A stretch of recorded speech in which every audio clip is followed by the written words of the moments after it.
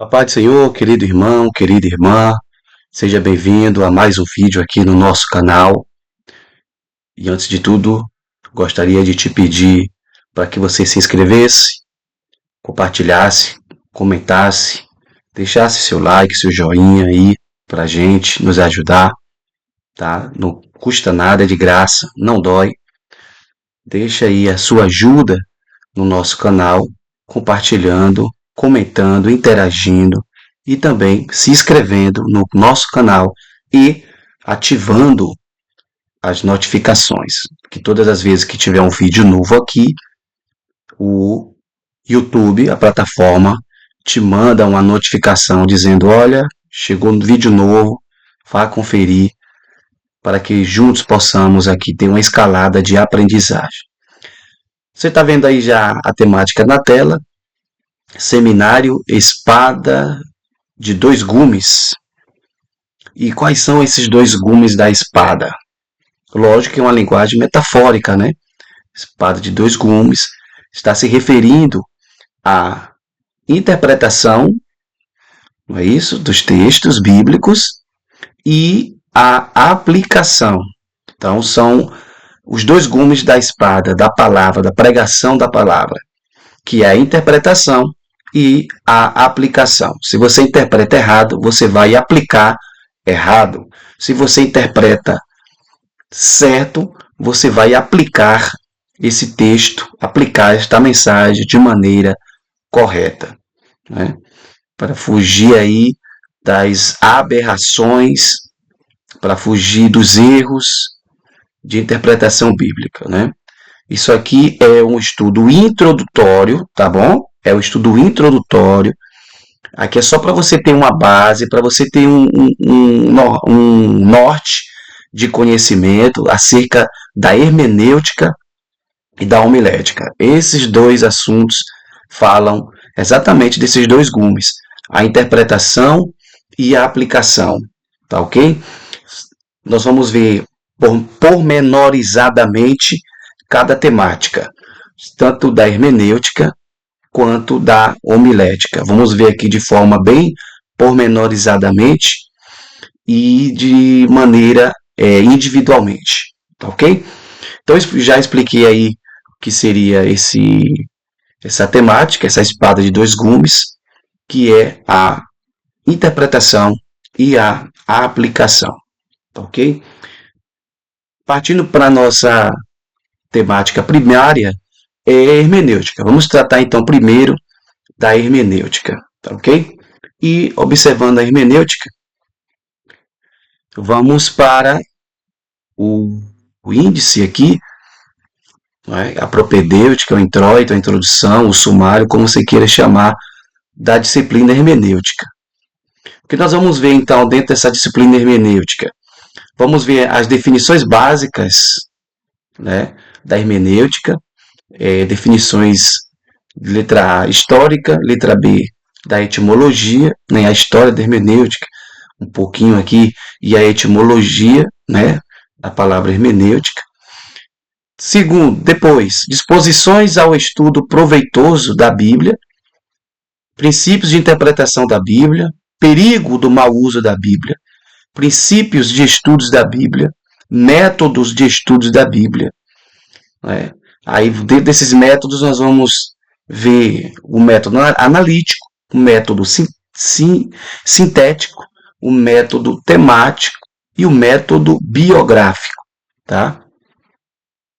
Tem a exegese, os tipos de textos e contextos, princípios gramaticais, históricos e teológicos de interpretação e, por último, aí, as figuras de retórica, né? As figuras de retórica, que é muito importante, muito boa, para quando a gente for analisar um texto, e vários exemplos, lógico, que serão dados em meio a esta caminhada aqui. Tá bom, pessoal? Então, partindo para a questão da hermenêutica, logo aqui de princípio, o que é a hermenêutica? Que é um conceito muito prático de entendermos que a hermenêutica é a arte de interpretar os livros sagrados e os textos antigos. Hermenêutica é a arte da interpretação. No caso da Bíblia, né, nós vamos interpretar os textos bíblicos, ou a arte de interpretar os textos bíblicos. Doutrina ou ciência cujo objetivo se caracteriza na interpretação ou compreensão dos textos de teor religioso ou filosófico. Hermenêutica sagrada, também conhecida como hermenêutica bíblica ou hermenêutica sagrada. Então, o que é hermenêutica? É a arte de interpretar os livros sagrados e os textos antigos, dentro desse viés religioso, tá bom? É a hermenêutica cristã, a hermenêutica bíblica, a hermenêutica sagrada. Vamos para o próximo tópico. Hermenêutica, definições básicas. A definição básica ou histórica disse que a palavra hermenêutica deve a sua origem ao nome de quem? De Hermes, um deus grego que servia de mensageiro dos deuses, transmitindo e interpretando suas mensagens. Então, como nós bebemos muito da filosofia grega, não é? O mundo ocidental foi transformado pela filosofia grega, e então a palavra hermenêutica ela deriva do nome Hermes, que Hermes, por sua vez, era um deus grego que servia de mensageiro dos deuses. Estão fazendo essa ponte entre a mensagem dos deuses do Olimpo, né? Então esse deus chamado Hermes fazia essa ponte, pegava a mensagem que os deuses do Olimpo enviavam para os gregos, e Hermes era responsável para interpretar e para elucidar e para trazer esta mensagem de uma forma clara, concisa e objetiva para os gregos. Isso é a questão histórica, né? Os historiadores dizem o que dá para se entender dentro da história grega. E etimologia. A etimologia fala da origem da palavra, né? Sua origem. Hermenêutica deriva do termo grego hermeneutike, o hermenêutique, o hermeneuo, que vem do verbo hermeneu. Então, hermenêutica deriva do termo grego hermenêutique, que vem do grego, da raiz grega hermeneu, significando a arte de interpretar os livros sagrados e os textos antigos.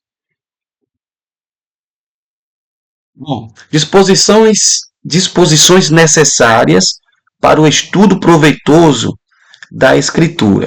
O que nós precisamos ter para que possamos adquirir o proveito, o estudo proveitoso das Escrituras, principalmente quando se trata desse assunto que é tão complicado às vezes, assim, que é cheio de pormenores, é cheio de minúcias, e é cheio de questões técnicas, principalmente esse tipo de estudo aqui que é um pouco mais denso, assim, até na sua complexidade de compreensão. Como eu posso me dispor? Como eu posso ter um tempo necessário, um tempo disponível? Como eu posso me dispor para o estudo proveitoso? Ou seja, disposição necessária para o estudo, para que o meu estudo seja não meramente uma perca de tempo, um cumprimento de tabela, digamos assim, mas que tenhamos um estudo proveitoso, que possamos aproveitar, que o estudo possa ser com gozo, alegria, possa ser dinâmico e possa ter sucesso. Primeiro ali, é necessário que tenhamos espírito respeitoso. Que é isso? Humildade, reverência para descobrir as maravilhas da lei de Deus. Aí nós temos as referências bíblicas. Segundo, espírito dócil. Que é isso? Sacrificando as preocupações, as opiniões preconcebidas e ideias favoritas e empenhar-se nos estudos, sabendo que Cristo é o nosso mestre. Porque muitas vezes você já vai com aquele pensamento, aquela preocupação de saber, de conhecer, de querer, né, adquirir conhecimento. Então você vai muito com aquela sede e em determinados textos, determinados assuntos, você já tem até algumas ideias preconcebidas umas ideias, porque você ouviu fulano de tal pregar assim, o pastor falar aquilo, o irmão trazer uma interpretação de uma outra forma, né? Você já ouviu alguém falar de uma certa maneira, com uma visão, né, dada de uma outra perspectiva, e você precisa exatamente tirar isso, se despir dessas ideias preconcebidas, tá? E fazer o quê? Empenhar no estudo, tá? Se empenhar, esquece, tira as preocupações, joga as preocupações de lado e vai com o espírito respeitoso, com o espírito dócil, entendendo que Cristo é o mestre, é o nosso mestre. Terceiro, ser amante da verdade. O homem, por natureza, não possui um coração verdadeiro. Está sempre fugindo da verdade e conduzindo-se ao erro frequentemente. Está aí o texto bíblico, João 3,19 e versículo também 20.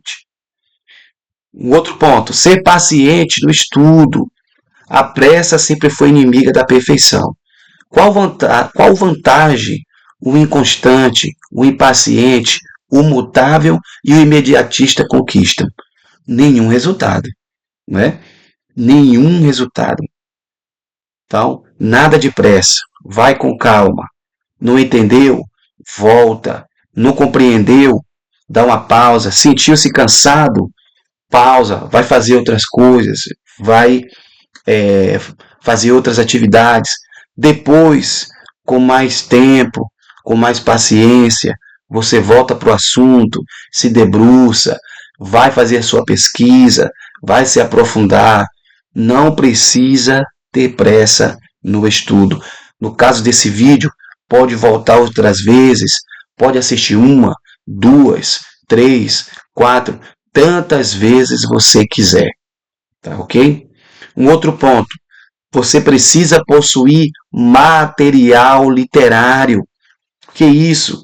Livros, bíblias, comentários, enciclopédias, assistir até mesmo documentários, chave bíblica e as mídias digitais. Você pode ter livros digitais, bíblias digitais, comentários digitais, enciclopédias digitais, documentários salvos aí na sua playlist do YouTube ou de qualquer plataforma de vídeo da sua preferência.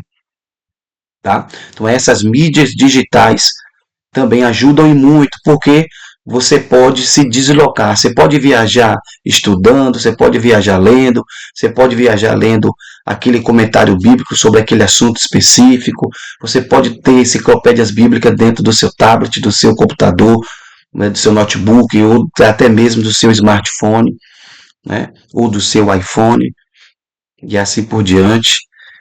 Um outro ponto, tempo de estudo. Irmão, é necessário que você disponha de tempo. Todos os informativos seculares jornalísticos, tecnológicos, assinatura de revistas, pesquisas cristãs, entre outros. Tudo isso vai aumentar o conhecimento, vai melhorar o vocabulário e vai evoluir a sua capacidade de interpretação. Com tempo de estudo e com material específico, e com materiais, com abundância de materiais, pegando talvez a mesma temática, vários escritores diferentes, pegando determinado assunto que você quer estudar, se aprofundar e buscar vários e vários autores que falam da mesma temática. Por quê? Cada um estudou de uma maneira, estudou dentro de um centro de formação específica, dentro de uma área específica, dentro de uma abordagem específica que cada escritor estudou na faculdade A, outro estudou na faculdade B, e cada faculdade dessa, universidade dessa, traz um compêndio de informação, traz uma visão didática diferente. Então, isso é importantíssimo para o estudo proveitoso das escrituras, para você ter proveito e você ter o máximo de evolução na capacidade de interpretação e de conhecimento. Outro, princípios de interpretação bíblica. Então vamos aqui para a hermenêutica já em si, né? Os princípios de interpretação bíblica, quais são eles? Eu gostaria de dizer que o primeiro é: estude a Bíblia, tendo-a como fonte de autoridade suprema em questão de religião, fé e doutrina. Então, esse é o primeiro princípio de interpretação, é você ter a Bíblia como uma fonte de autoridade suprema, seja ela em questões da fé, seja ela em questões de religião, tá ok? E seja ela a, a mola prepulsora que vai moldar todo o seu caráter. Segundo, não se esqueça, a Bíblia é a melhor intérprete dela mesma. Então, um dos princípios de interpretação é: a Bíblia interpreta ela mesma. Se os maiores inimigos não são seus opositores, mas seus expositores. De onde surgem as seitas, as heresias, os erros doutrinários? De onde surgem os falsos profetas? De onde surgem as falsas igrejas? De onde surgem as falsas visões interpretativas? A Bíblia.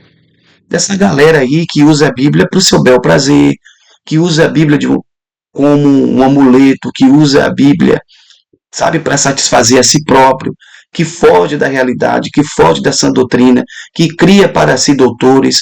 Cada um hoje é o teólogo de si próprio. Todo mundo é teólogo hoje, se você parar para analisar, né? Todo mundo tem a sua própria interpretação da Bíblia. E não é assim, tá? Tome muito cuidado. Então, o primeiro princípio, estude a Bíblia, entendendo que ela é a sua fonte de autoridade, que é a fonte de autoridade suprema em questão de religião e fé. Não é a sua igreja, não é o seu pastor, não é o que o seu pastor diz, não é o que a sua igreja diz, não é o que o padre diz, não é o que o presbítero diz, não, é o que a Bíblia diz. Por quê? Muitas das vezes o líder está falando coisas da cabeça dele, está falando coisas que ele acredita e usa a Bíblia para reiterar, tá? Para dar substância àquilo que ele acha que é certo ou errado, tá bom? É preciso uma análise bíblica, é preciso uma análise da interpretação bíblica, porque muitas das vezes as pessoas comem aquilo que o seu líder fala, porque muitas das vezes as pessoas aceitam o que o seu líder prega, sem questioná-lo, porque essas pessoas estão sendo guiadas por cegos. São cegos sendo guiados por cegos, guiando cegos. Porque quem tem uma iluminação bíblica, quem tem um conhecimento bíblico, quem tem base bíblica teológica, ela não é enganada. Dificilmente essa pessoa será enganada. Então, a compreensão, terceiro aí, ó, a compreensão e interpretação das Escrituras depende da fé salvadora e do Espírito Santo. Então, o Espírito Santo é o agente ativo, é a pessoa, não é nem agente ativo, desculpa, pessoa. Mas é agente também, porque a gente fala de pessoa, né? Por exemplo, agente de saúde, agente da polícia, é uma pessoa que faz parte da polícia, que representa a polícia. Então, podemos dizer, então, sim, que o Espírito Santo é um agente que auxilia na interpretação bíblica, tá ok? Um outro ponto, interpretar a experiência pessoal à luz das Escrituras e não vice-versa. Ou seja, você não pode interpretar a sua experiência pessoal. Você não pode interpretar a sua experiência pessoal à luz das Escrituras.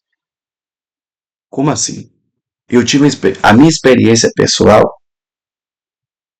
muitas das vezes ela é parte do princípio muito de um misticismo, de uma crença, tá bom? Mas eu preciso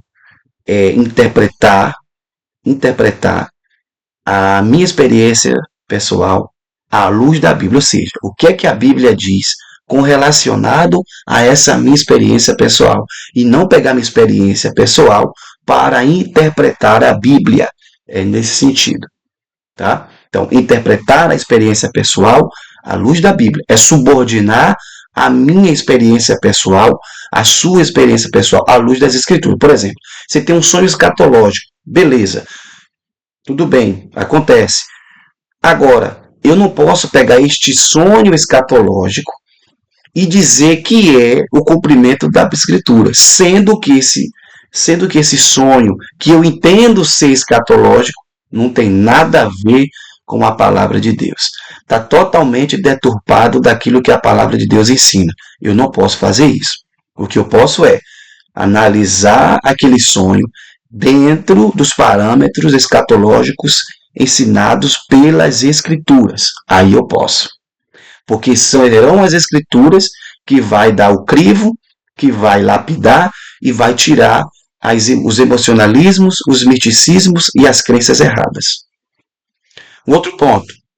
Estou falando aqui ainda, irmão, sobre o princípio de interpretação. Os exemplos bíblicos só têm autoridade prática quando amparados por uma ordem que os faça mandamento universal. O que é isso? Eu não posso pegar um texto bíblico específico para trazer e fazer daquilo uma doutrina para mim. Por exemplo, a gente vai ver um pouco mais na frente, mas só dando um exemplo aqui de algo que existe muito. Por exemplo, a Bíblia fala que Salomão teve várias mulheres, tá ok? E aí eu pego aquele texto e analiso a vida de Davi. Davi também tinha outras mulheres. Salomão também teve várias mulheres e concubinas. Aí eu pego, bom, se Davi teve, Salomão teve e outros reis tiveram, e todos eles têm algo em si, então é uma doutrina. Não. Não, porque aí você está exatamente sendo desamparado pela Escritura. E quando você é desamparado pelas Escrituras, pronto, aí já surge uma heresia. Aí já surge um princípio de erro doutrinário, erro interpretativo. Por quê? Porque Deus não apoia a poligamia. Isso foram erros que os déspotas, que os reis praticavam lá atrás. Tá bom? Lá atrás. Então, assim, eu tenho que tomar cuidado. É o amparo que a gente precisa ter exatamente da ordem em que os mandamentos universais exigem, universais da Bíblia, tá? Se deturpa um mandamento universal, se deturpa algo que é ensino universal nas Escrituras, dentro das Escrituras, em momento algum você vai ver Deus apoiando a poligamia. Entende? Então, assim, cuidado, porque eu já vi minhas reportagens, né, jornalísticos de um certo líder que tinha relação sexual com as membras da sua denominação, utilizando o texto de Oséias, que quando Deus fala para Oséias ir na casa de prostituição, tá, e pegar uma mulher para casar. Deus estava utilizando o profeta ali como um símbolo de Israel e ele, como símbolo de Israel e ele, dizendo que Israel tinha se prostituído, mas ele amava tanto Israel que tiraria Israel do seu pecado, que era da prostituição, que Israel estava envolvida com os deuses estranhos, que para Deus era uma prostituição, uma espécie de prostituição espiritual, você se envolver com outras práticas que não sejam cristãs, e isso para Deus é uma prostituição. Então o que acontece? Deus, na figura do profeta, utilizando o profeta como símbolo da própria profecia, dizia: vai lá, Oséias, e tira, tá? E casa com uma mulher, e casa-se com uma mulher de prostituição. E aí o líder lá interpretou exatamente aquilo como se Deus tivesse ordenando que ele tivesse, né, relação com as membras. E em conivência com os maridos dessas irmãs, ou dessas membras desta religião, desta seita. Olha, irmão, que confusão. Devido a uma interpretação errada, devido ao desamparo das Escrituras. Um outro ponto, o principal propósito da Escritura é mudar as nossas vidas e não multiplicar os nossos conhecimentos. Aqui é muito importante, porque tem muita gente aí que quer assim, adquirir conhecimento. Nossa, conhecimento. Mas, irmão, se esse conhecimento não mudar a sua vida, nada adianta. Não adianta. Tem muita gente aí, ó, que domina o grego, domina o hebraico, entende? Tem muita gente aí top, fera, muito conhecimento, seja no judaísmo, seja no cristianismo. Tem gente aí que é bala na agulha, é fera, porém não tem uma vida transformada, porém não tem uma vida modificada. A Bíblia também, o propósito da Bíblia também é nos libertar e tirar esta cegueira espiritual que muitas das vezes a religiosidade lá atrás colocou uma venda preta ou colocou um cabresto, né? E disse, é por aqui. E aí você tem que andar por ali, por aquele cabrestozinho que foi colocado em você. E não é o propósito das escrituras encabrestar ninguém. O propósito da escritura é mudar a sua vida, abrir os seus olhos espirituais, fazer você compreender o propósito de Cristo. Um outro ponto aqui é, um dos princípios de interpretação bíblica é, apesar da importância da igreja na história, ela não chega a ser decisiva na fiel interpretação da escritura. Entenda, a igreja cumpre um papel importante na história, mas ela não chega a ser decisiva na fiel interpretação da escritura. Por que isso? Porque se não fosse assim, não haveria indulgência, inquisição, perseguição religiosa, de uma religião contra outra, não é? A proibição da leitura bíblica, a proibição dos leigos para lerem as escrituras, era apenas restrita ao clero. Pegue a história aí que você vai ver. Se você parar para analisar um pouquinho, sair de rede social aí, de ficar no Instagram, WhatsApp, ficar em rede social, YouTube, mas usar essas ferramentas, esses mecanismos para você pesquisar sobre a história da igreja, você vai ver muitas aberrações acontecendo por aí, tá? Que aconteceram, melhor dizendo, na história. Então, a igreja ela não é detentora da decisão, da fidedignidade da interpretação da escritura. Não, não é. Tá ok? Ela não é.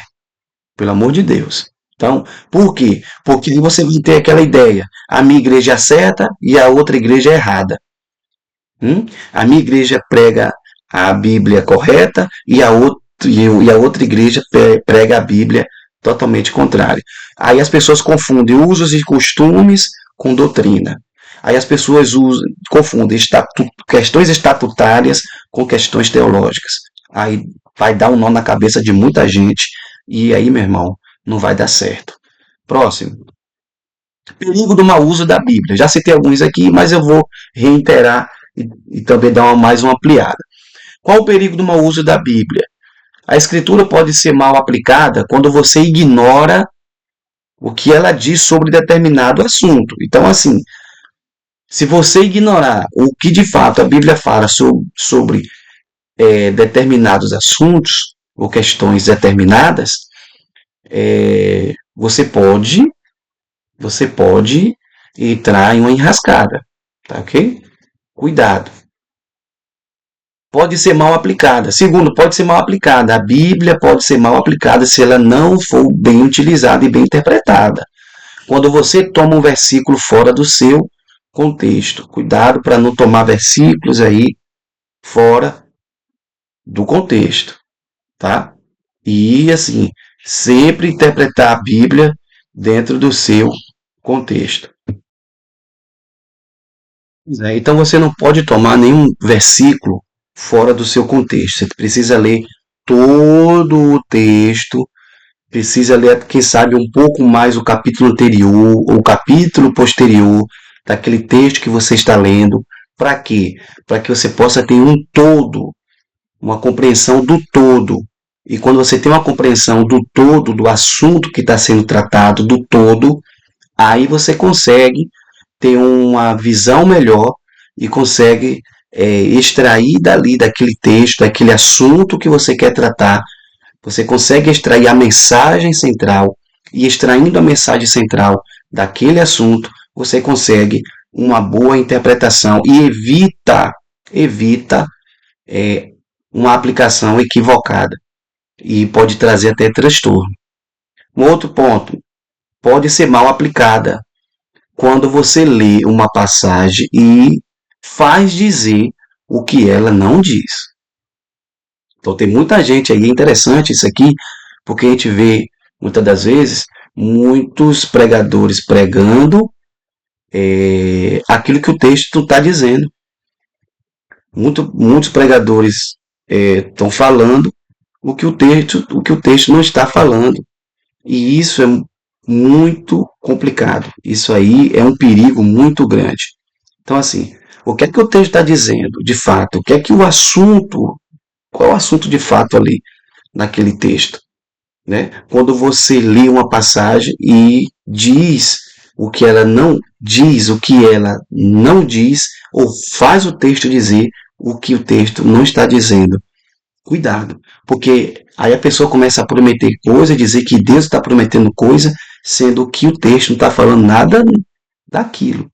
Está falando de uma outra questão, está falando de uma outra temática pela qual a pessoa que está pregando se propôs a pregar. Então, irmão, as pessoas acham que pregar é só abrir a Bíblia, né? Ah, Deus vai me dar aqui a mensagem. Tudo bem, Deus pode até te dar uma mensagem, que Ele é fiel.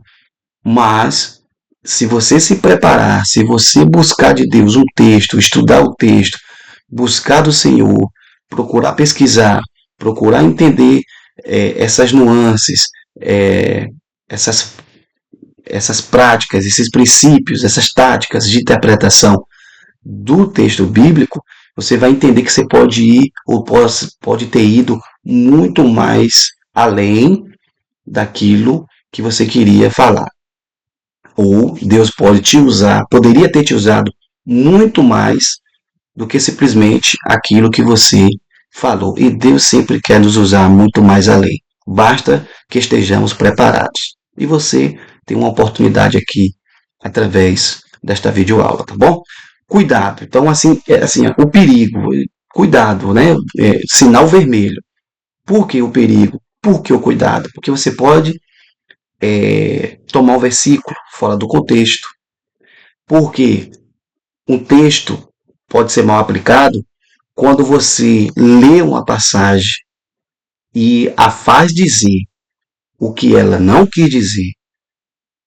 Um outro, quando pode ser mal aplicado quando você dá ênfase indevida a coisas menos importantes.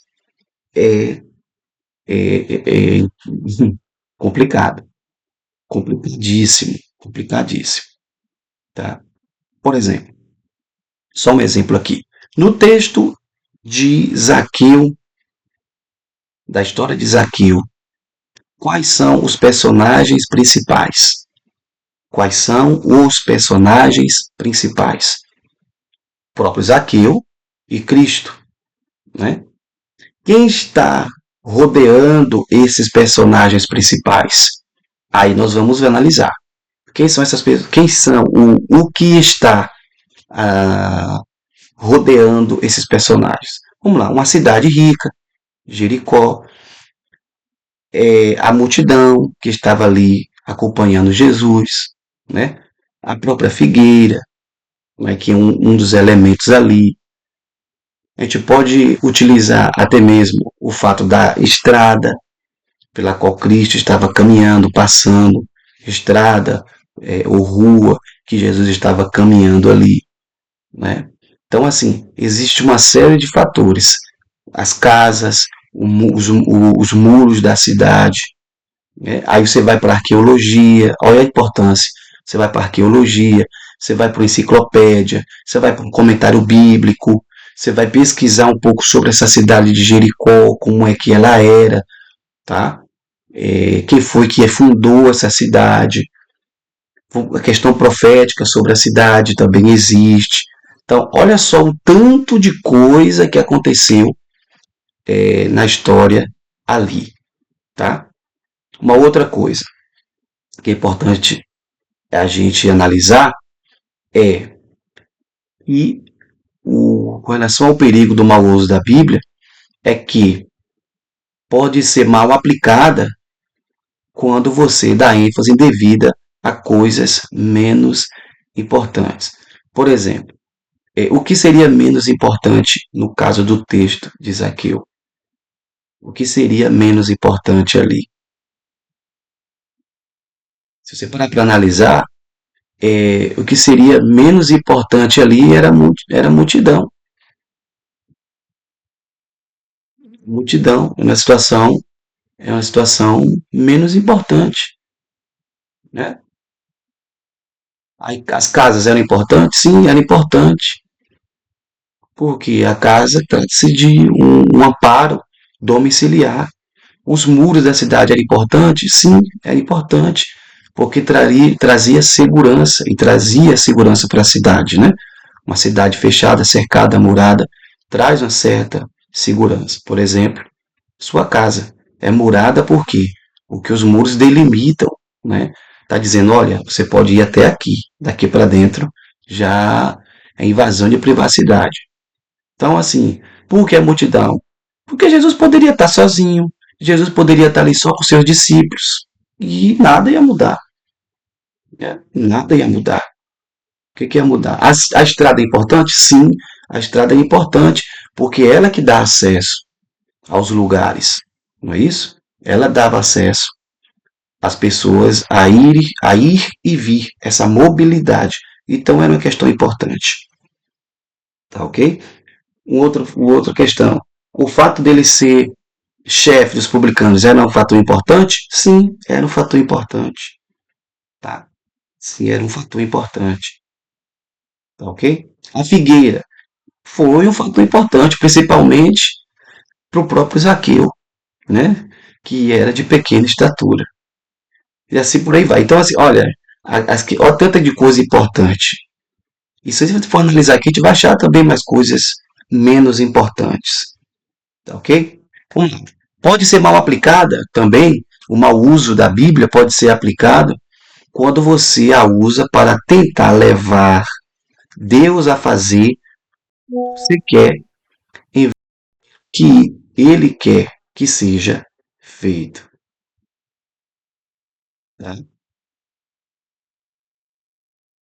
E falando de outra questão, de outra temática, vamos falar sobre os princípios de estudos da Bíblia. Quais são esses princípios de estudos da Bíblia? Então, princípios de estudos da Bíblia. Dentre os muitos, salientaremos apenas alguns. Então, aqui, ó. Primeiro princípio, vá você mesmo ao texto. Um exemplo disso, os bereanos. Nós temos o direito de comparar aquilo que se diz com aquilo que está na Escritura. Então, não é simplesmente ouvir uma mensagem, mas analisar essa mensagem que você está ouvindo por parte de quem está pregando. Outro, faça anotações das conclusões do seu estudo. Aí tem ali alguns pontos importantes. Não confie na memória, porque ela pode falhar. Segundo, conservarás um rico reservatório de conhecimento da Escritura através das suas anotações. Terceiro, manter o hábito de fazer anotações. Então não é só confiar na memória, não é só registrar, deixar registrado na cachola, na memória, mas anotar, porque anotar você não vai correr o risco de esquecer, não vai correr o risco de falhar na hora da lembrança, vai conservar um repertório riquíssimo de conhecimento, de ilustrações e de tudo aquilo que você de fato quer deixar registrado e manter importante o hábito de fazer essas anotações, né? Aí o poder do hábito de anotar. O pastor Gesiel Gomes diz que muitas das suas mensagens que são pregadas são frutos de suas anotações. Escreveu até um livro com essas anotações, com as suas inúmeras e vastas anotações. Olha aí a importância, né, de anotarmos. Outro, estude constantemente e sistematicamente. A persistência, a perseverança e o empreendimento são marcas dos que aplicam disciplinarmente esse princípio: persistência, perseverança e empreendimento. Precisa empreender nessa área do estudo ou da sistematização constante do estudo. O outro ponto: transmita aos outros os resultados do seu estudo. Então, é bom, você adquiriu um conhecimento, aprendeu algo novo, que você anotou, que você está ali na persistência, na perseverança. Transmita isso para alguém, converse com alguém, porque é nesse diálogo, nessa conversa, que você vai é, perceber se você de fato absorveu aquilo ou não. Tá? Por exemplo, está estudando grego. Ou aprendi o alfabeto grego. Tá? Você está aprendendo o alfabeto grego. Fale com alguém, comente com alguém, com um amigo próximo, comente com sua esposa, seu esposo, comente com seu namorado, sua namorada, comente com seu parceiro, sua parceira, comente com seus colegas, comente com alguém, fale com alguém, ainda que não tenha interesse, ainda que aquela pessoa não tenha interesse pelo assunto, mas comenta, porque você estará treinando a sua capacidade de raciocínio, de memorização e de aprendizado. E você vai também se autoconhecer nesse processo de aprendizado. Outro, aplique o seu estudo à sua vida. Então, não é só ser um acumulador de conhecimento ou um acumulador de informações, mas, é, mas sim também ser um aplicador, você viver aquilo que você aprendeu, tá ok? Então vamos para os métodos, aqui ó, os métodos de estudos, o método analítico. Vamos falar aqui sobre o método analítico. Os que são esses métodos analíticos? É quando você vai estudar os pormenores, os detalhes, né? Detalhe por detalhe, anotando os aspectos por mais insignificantes que pareçam ser. É o método microscópico, o método microscópio, né? Aqui que você vai nas minúcias, você vai assim, nas coisas mais simples, nos detalhes, não é? Você vai nos pormenores, nas minúcias, nos detalhes. Parece até insignificante, mas anota, vai tomando nota daquilo que você não entendeu, pega um caderno, escreve ao lado, tem aquelas bíblias de anotação, anota do lado ali, do rodapé da Bíblia, né, ou na lateral ali da Bíblia, pega um papel em branco, vai anotando, anote com caneta, tá? Vai anotando, não digita, não faça isso, não digita, porque segundo o professor Pierluigi, quando você anota, quando você escreve no papel, o seu poder de memorização e de aprendizagem ele aumenta a capacidade, não é? E quando você digita, você está simplesmente colocando informação no HD do computador. Quando você precisar, muitas das vezes o computador não vai estar do seu lado, você não vai andar 24 horas com o computador, né? Então, assim, é bom anotar, deixa anotado para maximizar o potencial de fixação do conteúdo. Também se compõe dos seguintes elementos: observação, interpretação, correlação e aplicação. Então, quando você observa o texto, analisa o texto, vê o texto, lê o texto, aí você começa a interpretar o texto, tá? Pegando essas práticas de interpretação, correlaciona com a sua vida, correlaciona com outras questões, né? Falando de amor, você vai correlacionar com a paixão, por exemplo. Qual a diferença de amor e paixão? E por aí vai. E aplicar, sempre aplicar para a sua vida prática, que a maior pregação é aquela feita com o nosso próprio testemunho. Não é isso? Então, esse aqui é o método analítico. Vamos para o outro slide aqui, ainda falando sobre o método analítico. Observação. Anote numa folha do seu caderno de estudos, né? Como eu falei aí, a importância de você anotar no seu caderno de estudo, tá ok?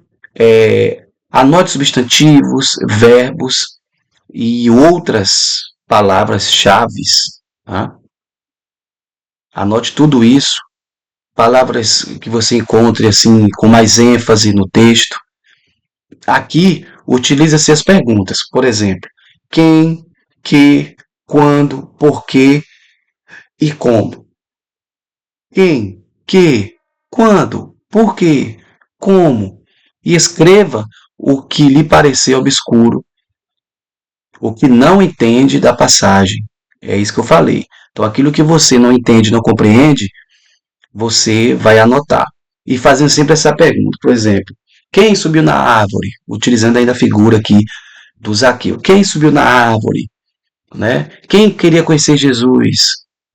Quem é Zaqueu? O que ele fazia? Por que ele estava ali? Como chegou?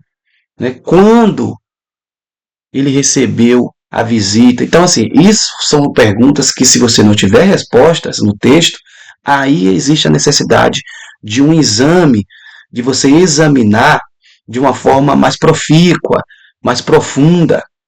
E isso vai nortear exatamente a sua linha de pesquisa, né? Anote aplicações encontradas ao longo do estudo do texto em uso. Anotar a aplicação, o que você aprendeu, o que você absorveu. Escreva o que lhe pareceu obscuro, que você não entender, para que você pesquise. Anote referências bíblicas de outros textos, para você fazer essas correlações, né? Porque essas correlações vão fazer e dar luz sobre o texto estudado.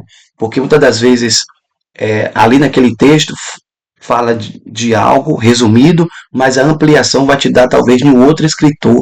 Como, por exemplo, por quantos anos ficou sem chover em Israel após a profecia de Elias? Quantos anos? Ali no texto, talvez você não encontre quantos anos, só diz que ficou sem chover, né? Mas quando você vai lá para o Novo Testamento, se não me engano, no livro se eu não me engano, no livro de Judas, se eu não me engano, se você lembrar, coloca aqui nos comentários, diz que ficou por 3 anos e 6 meses sem chover. Hum? Ficou por 3 anos e 6 meses. Nos evangelhos diz que Judas saiu para se enforcar. Porém, em Atos, diz que ele se precipitou, né, no campo chamado Alcedama, né, e as suas entranhas se abriram. Ué, mas ele não saiu para se enforcar? Então é uma revelação progressiva, porque ele saiu no Evangelho, dá a ideia de que ele saiu com um propósito. Só que Atos dos Apóstolos fala que ele fez uma outra coisa. Isso é revelação progressiva. Tá? Onde é que você vai encontrar isso?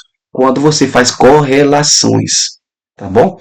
Interpretação. Anote noutra folha um resumo dos pensamentos chaves que lhes afloraram a mente enquanto você lia ali e fazia os seus estudos. Reúna e resuma todos os pensamentos chaves de cada versículo do texto. Também obterás a essência da interpretação do texto estudado. Então, fazendo essas anotações aí, pesquisando e fazendo individualmente, texto por texto, palavra por palavra, né, que é chamado de exame lexicosintático. Você vai fazer o exame da palavra, você pega palavra por palavra, você vai falando, tentando dar significado àquilo, fazendo essas perguntas: quem, que, quando, por quê e como. Aí você também terá um norte para fazer você avançar. Ainda sobre estudos e métodos analíticos, vamos ver aqui sobre a correlação. Escreva numa outra folha a palavra correlação. Tá? Anote os versículos que se correlacionam no mesmo capítulo. Então, essa correlação é necessário que seja feita, tá bom? Que seja feita. Então, anote os versículos que se correlacionam, tá? Dentro do mesmo assunto, tá bom? Então, ali no mesmo próprio texto tem uma palavra falada várias vezes, porém, dentro de um contexto diferente, né? Sofrer. Sofrer, aqui solto, a palavra solto, você pode ter o primeiro momento um sentimento de angústia, né? Um sofrimento ruim, um sentimento ruim. Mas tem gente que sofre por amor, né? Choro, tem gente que chora de alegria, tem gente que chora de tristeza. Então, assim, existe as correlações e necessário é, que isso seja compreendido, né? Que seja compreendido.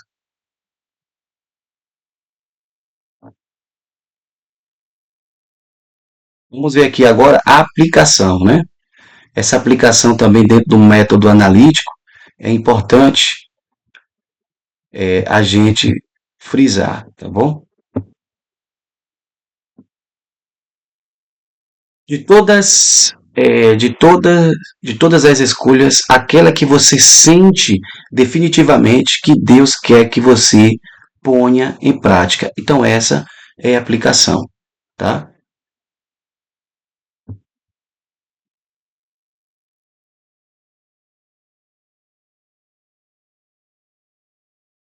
De todas as aplicações de que você esmiuçou, né? Explicações de que você estudou, de tudo aquilo, você vai fazer agora essa anotação de como aplicar aquilo, o objeto estudado, para a sua realidade. Como você faz isso? Como você aplica isso para a sua realidade? Tá ok? Vamos para o método, então, sintético. Métodos de estudos. Tem o sintético. O que é isso? O que esse método diz, né? Aborda cada livro como uma unidade inteira. Procura entender o seu sentido como um todo. Não considera os pormenores, analisa de forma global. Quando você pega um livro e tenta compreendê-lo da forma panorama, dentro de um panorama, né? O panorama bíblico, né? Quando você pega um livro e você vai estudar, por exemplo, o porquê que Paulo escreveu a sua epístola a Filemon, tá? Aí você vai esmiuçar no contexto histórico, cultural, no contexto da época, por que Paulo escreveu, para quem Paulo escreveu, né? Qual o motivo, quem é Onésimo, não é isso? Ou quem é Filemon, quem é Onésimo, que são os personagens do livro. Então, tudo isso aí você vai fazer um apanhado panorâmico, tá? Para tentar trazer uma mensagem central, ou trazer uma mensagem que o livro em si quer transmitir, tá ok? Então, gente, dentro desse método existem também as três perguntas, tá? Que precisa ser feitas para que a gente possa ter assim um norte, ter um caminho a percorrer dentro do método analítico, ou melhor dizendo, sintético, dentro do método sintético.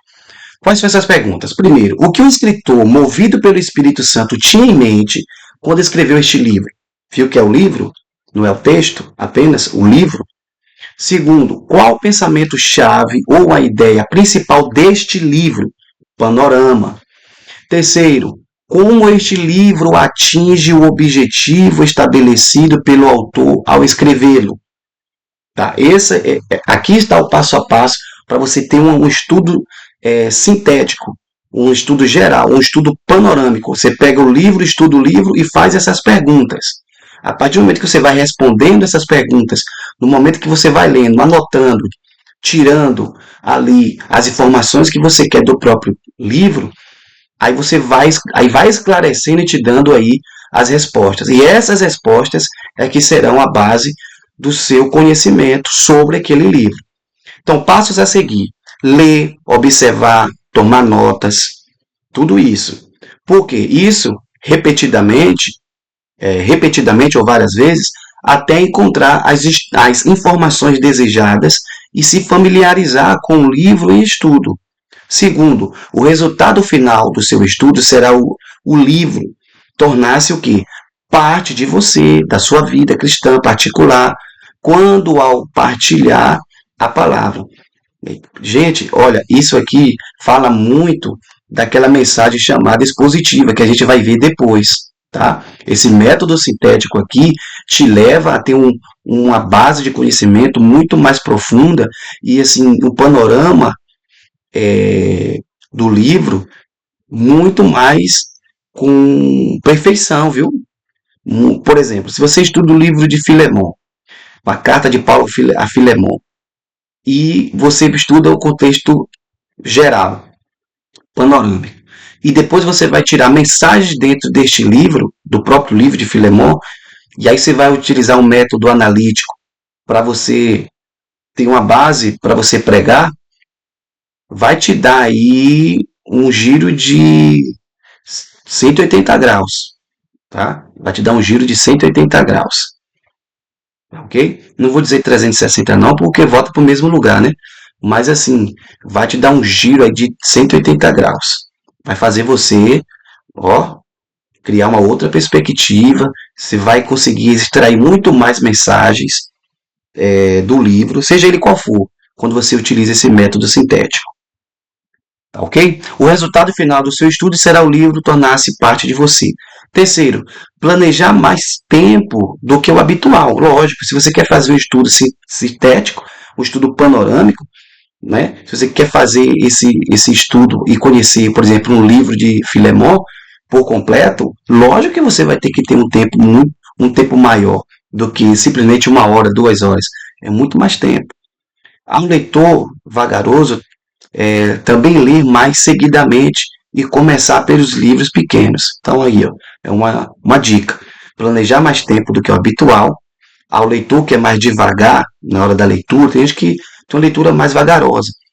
Então o que é que você faz? É você seguidamente começar pelos livros menores, pelos livros pequenos, porque vai te dar menos conteúdo e vai te dar também mais praticidade de entender. Você vai conseguir entender mais rápido do que você pegar, por exemplo, o livro de Salmos, né?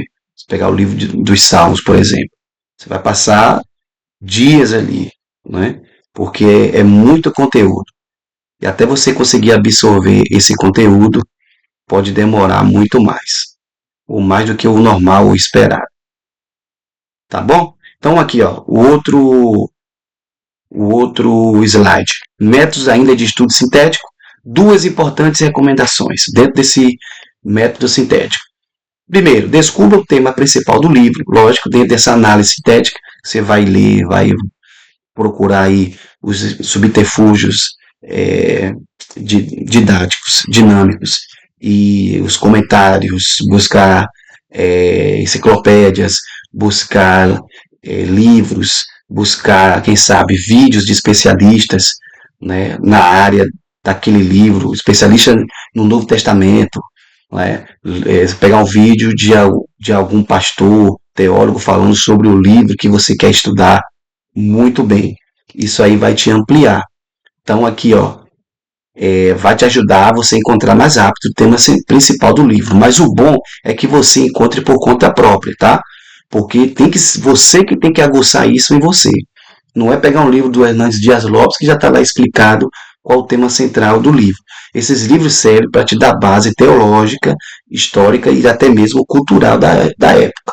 Mas é bom que você se aprofunde. Ele pode estar como um rio, ele pode estar como um rio corrente por todos os capítulos. O tema central. Se necessário, leia-o mais de uma vez, assim o tema começará a surgir na sua mente. Por exemplo, você lê o capítulo 1, está lá a palavra amor. 2 está a palavra derivada ou derivativa da palavra amor. O 3 fala de caridade, que é praticamente a mesma coisa. O 4, o capítulo 4 também tem uma pincelada que fala sobre o amor. Então o que você vai entender? Você vai entender, por exemplo, que tal livro, o tema central é amor. Por exemplo, a Epístola da Alegria. Qual é? Filipenses. Por quê?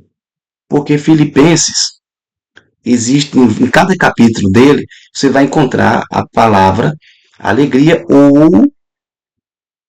ou palavras correlacionadas à alegria, ou derivativas da palavra alegria. Gozo, tenho grande gozo, tenho grande alegria, né? Tenho grande felicidade, sinto-me feliz.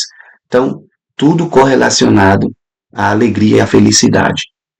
Ponto 2. Desenvolva o tema principal do livro. Ou seja, você encontrou o tema principal do livro, agora você vai desenvolver esse tema principal do livro.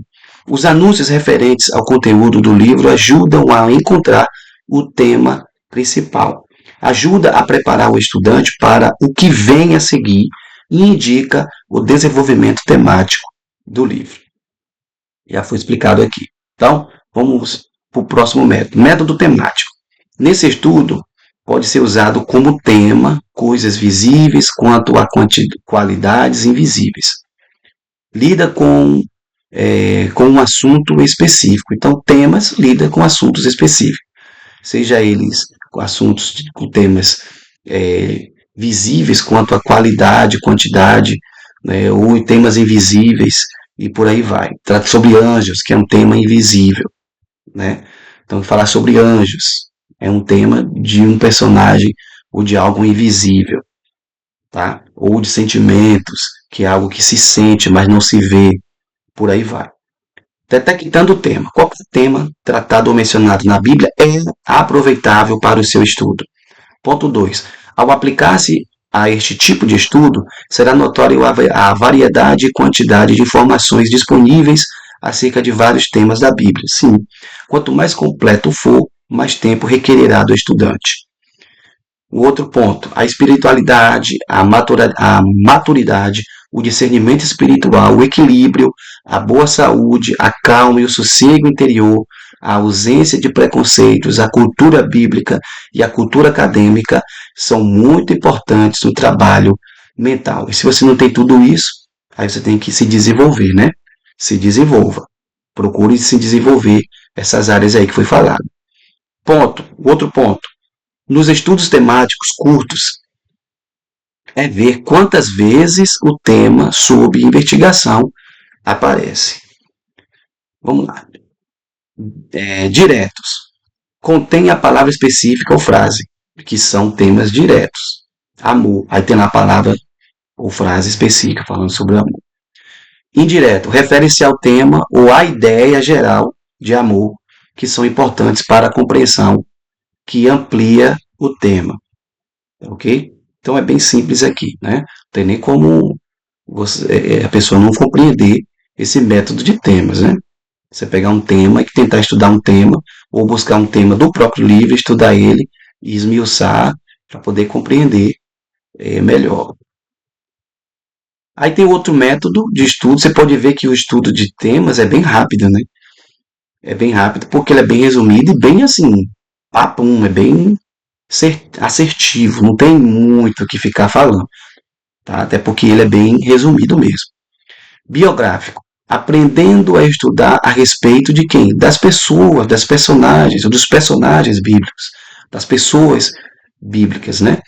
Que são tipos de biografias, que são elas narrativa simples, a simples narrativa de fatos históricos. A escritura contém informações biográficas por causa dos propósitos específicos. Tem a exposição narrativa, vai além do simples registro, serve para ensinar. A vida completa é registrada, a maneira pela qual Deus operou para influenciar a vida dos seus leitores. Exemplo, José, Isaac, Daniel, Paulo, Moisés. Se você for estudar a vida desses homens aí, você vai ver e ter uma série de narrativas, de exposições de suas vidas e o quanto eles nos ensinam com o seu viver, né? E também vamos perceber o desenvolvimento do caráter e da personalidade de cada um deles. A Bíblia nos dá conteúdo diverso e expansivo sobre eles. Exposição do caráter. Neste caso, é apresentar os fatos em relação ao progresso espiritual e caráter daquela pessoa, daquele personagem estudado. Exemplos: reis, discípulos, profetas e por aí vai. Argumentação, que é usada para provar um ponto de vista.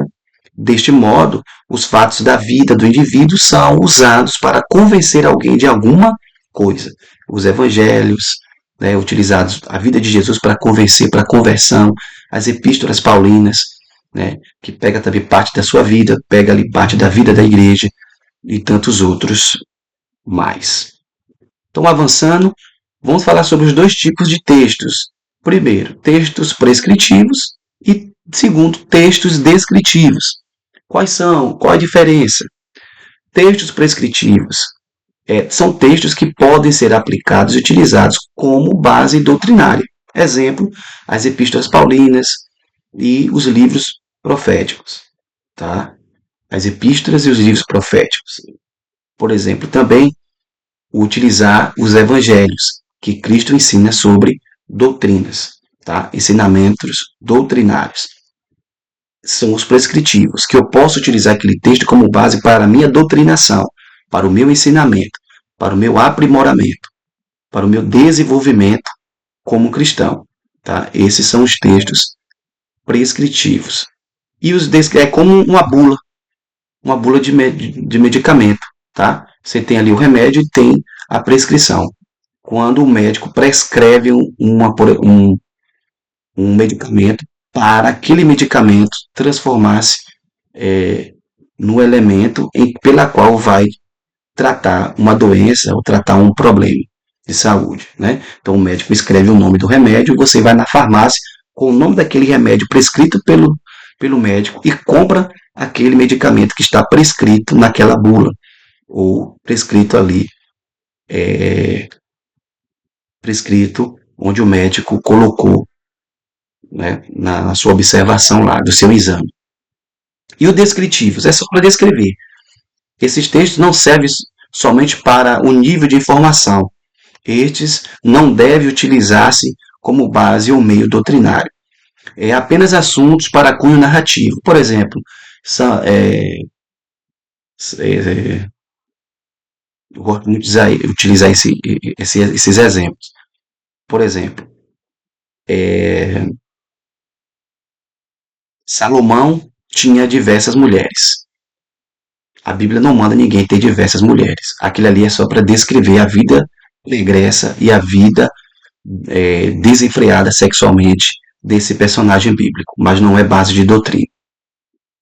O outro, contexto e tipos de contexto. O que é contexto? Contexto é formado de todos os elementos de informação que circulam o texto. Tá? Tipos de texto. Texto inicial, tipo de contexto. O contexto inicial é a própria frase ou versículo em que o termo foi usado.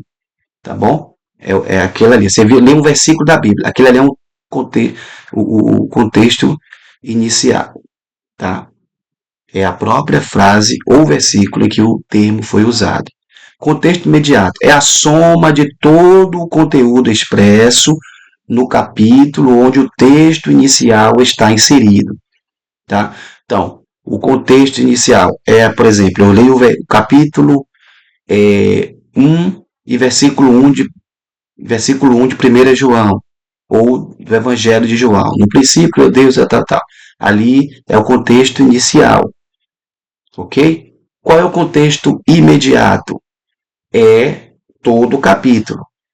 Quando eu leio todo o capítulo, ali é o contexto imediato.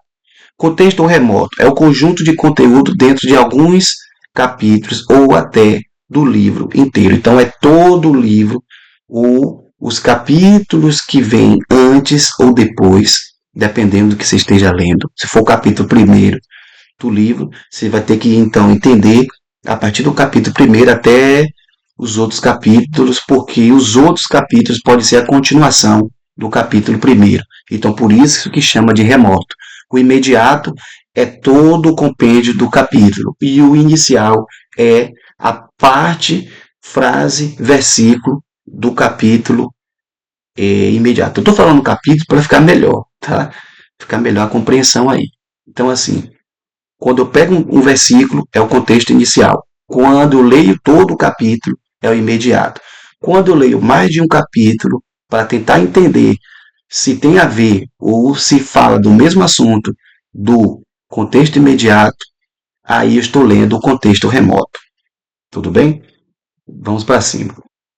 Princípios gramaticais. Então, a escritura tem somente um sentido e deve ser tomado como, literalmente.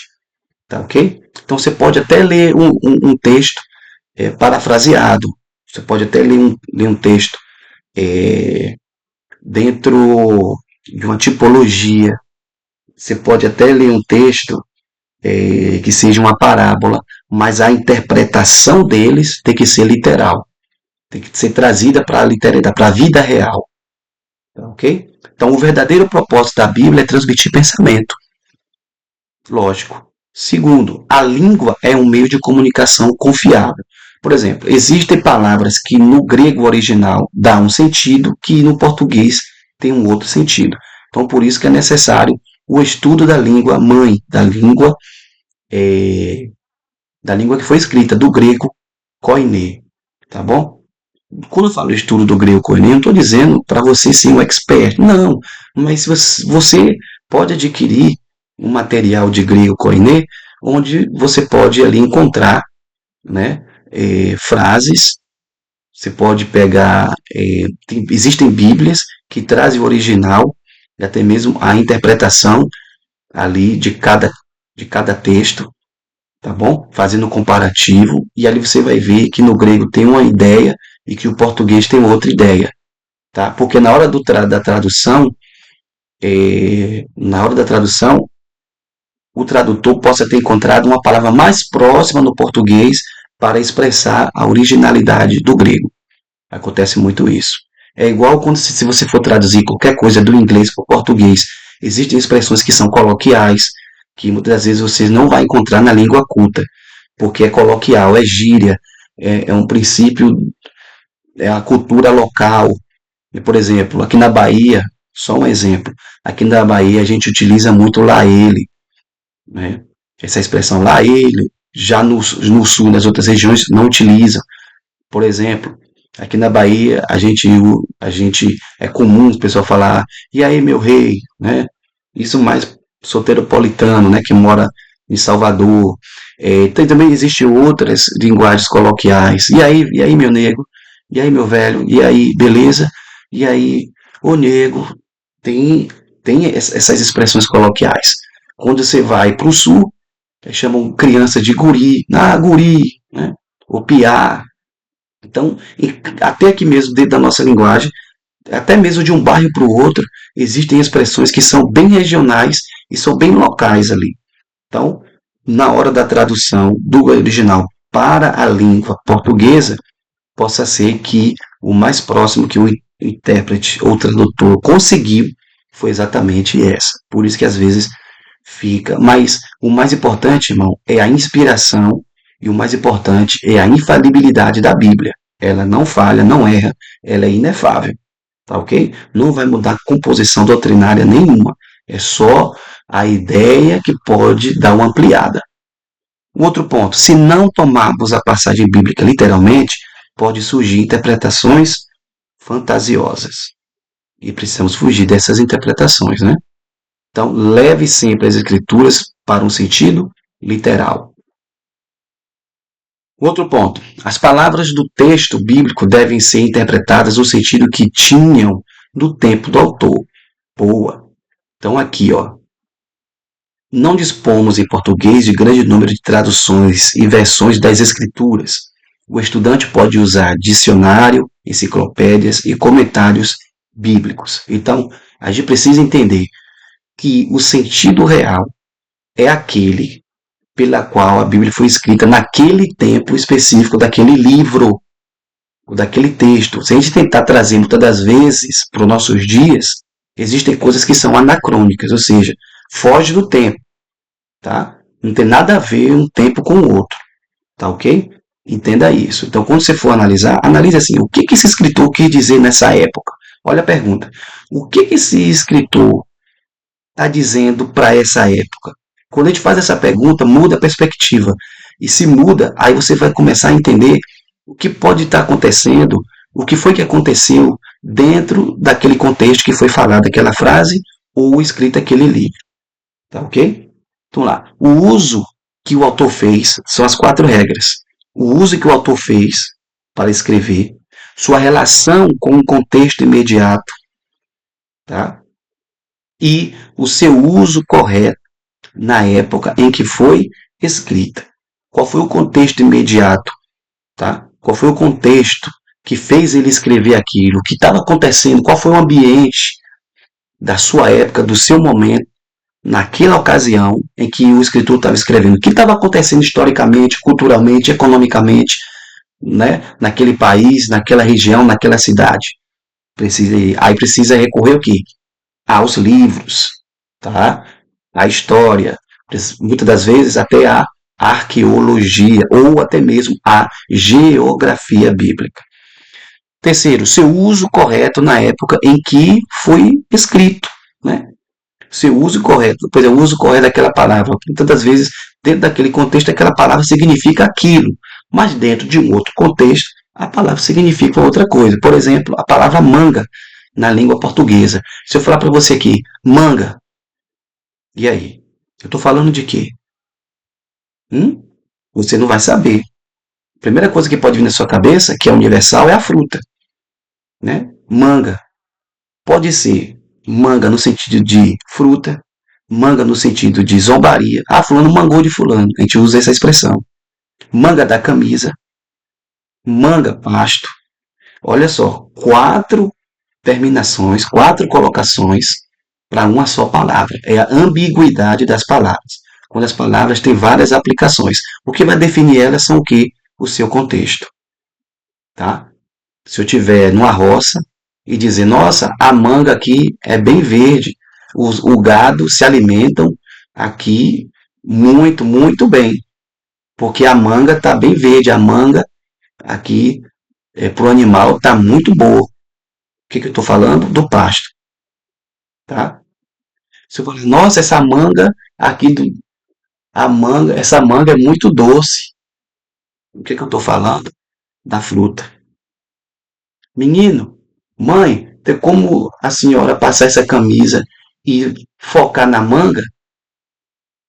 E dar um foco mais na manga para desamassar? O que eu estou falando? Da manga da camisa. Então, assim, né? Nossa, o time de fulano perdeu, mas foi uma mangação. Ou seja, foi uma zombaria. Mas muitas regiões utilizam essa expressão. Fulano mangou de fulano. É uma expressão. Então, da mesma forma, existe esses sentidos bíblicos. Por isso que a gente precisa entender, na hora da interpretação, essas regras. Tá ok? Que o contexto vai nos dizer o que significa esta palavra ou cada palavra. Um outro ponto. As palavras do texto bíblico devem ser interpretadas em relação à sua sentença e ao seu contexto. Precisa-se encontrar primeiro o propósito global do livro, a fim de determinar o sentido de palavras ou passagens particulares. É fundamental ter em mente as seguintes perguntas. Letra A. Como esta passagem se relaciona com o contexto? B. Como se relaciona com o restante do livro? C. Como se relaciona com a Bíblia num todo? E D. Como se relaciona com a cultura e com o pano de fundo que foi escrito? Tudo isso são perguntas a serem feitas dentro da interpretação do contexto para aplicação. Vamos lá. Quando um objeto inanimado é usado para descrever um ser vivo, a proposição pode ser considerada figurada. Como exemplo, vamos lá. As grandes passagens. Vamos dizer aqui, eu sou no Evangelho de João. A palavra eu sou. Quando Cristo diz, eu sou o pão da vida, qual é o objeto inanimado? Está aí, ó, o pão. Pão é um objeto inanimado, que é utilizado para trazer uma mensagem de alimento. Jesus está dizendo, eu sou o alimento da vida. Então ele está dizendo ali, eu sou o pão. O que é alimento? O pão é um símbolo de alimento. Então ele está dizendo, eu sou o alimento da vida. Eu alimento a sua vida espiritual. Isso é sentido figurado, tá? Isso é a preposição sendo utilizada como um sentido figurado, tá bom? É uma figura do pão transmitindo a mensagem de que Cristo é o alimento da vida. Quando ele diz, eu sou a luz do mundo, ele está dizendo que ele é que dá luz, é ele que dá claridade, é ele que traz luz para as trevas da alma do homem. Tá ok? Sentido figurado. Isso é o sentido figurado dos objetos inanimados, quando pega o objeto inanimado para trazer uma mensagem figurada. Tá ok? O que aquele objeto representa, ou elemento representa, em detrimento da mensagem em que aquela pessoa está trazendo ou transmitindo. Tá, ok? Quando Jesus disse, vós sois o sal e a luz do mundo, também está utilizando essa mesma é, prática aqui, de objeto inanimado, utilizando-se para trazer uma mensagem dizendo que a igreja também é luz para o mundo, tá, ok? E o sal da terra. Um outro ponto. As principais partes e figuras de uma parábola representam certas realidades. Então, vamos utilizar aqui, utilizando a questão das parábolas, né? Olha só,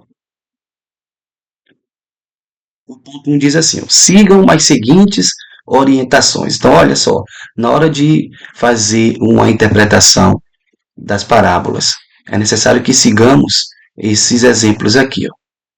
Vamos ver aqui, ó.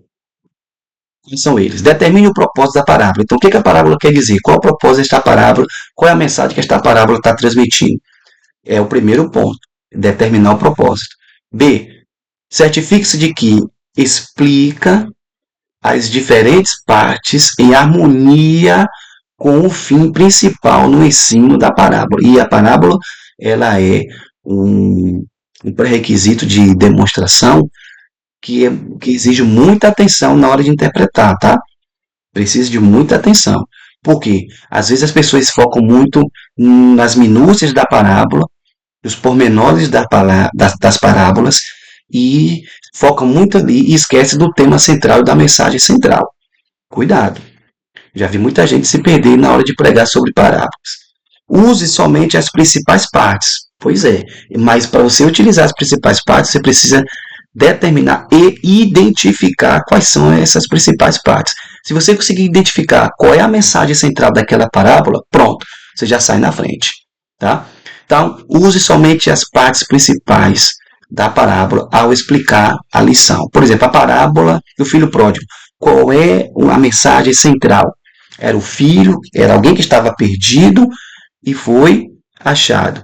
Alguém que foi perdido, que estava afastado e voltou com as próprias pernas, tá? Voltou para o caminho do pai, para a casa do pai.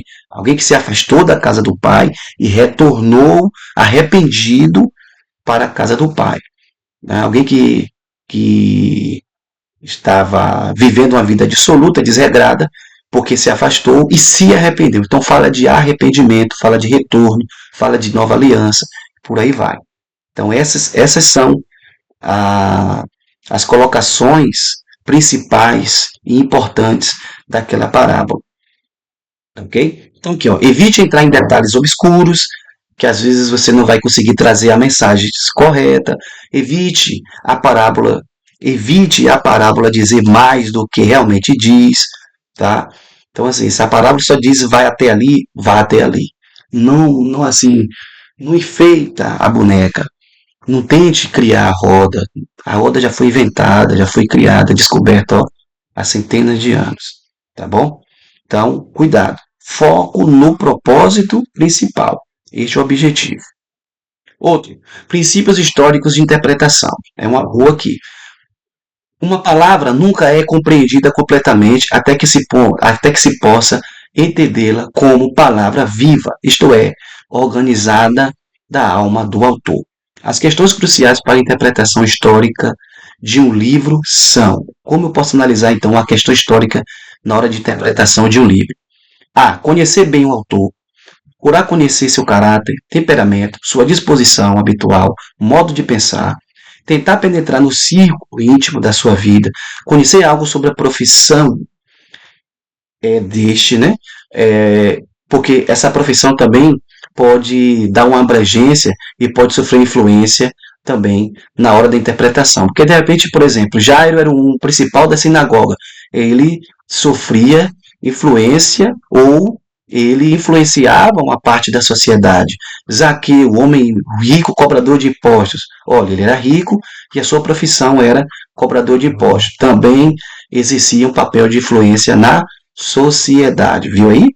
Como é interessante essa questão histórica aí, pegar. Porque muitas das vezes essa questão histórica traz verdade sobre aquela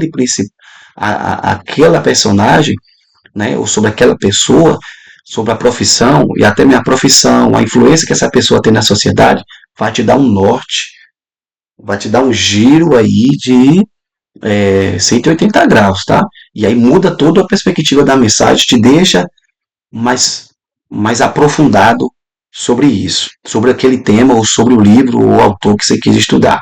B. Associando-se com o autor. Né? Pega a parte histórica do livro e associa com aquele personagem. Associando-se como autor. Como assim? Também é você estudar diligentemente os seus escritos, prestar atenção aos mínimos aspectos da escrita.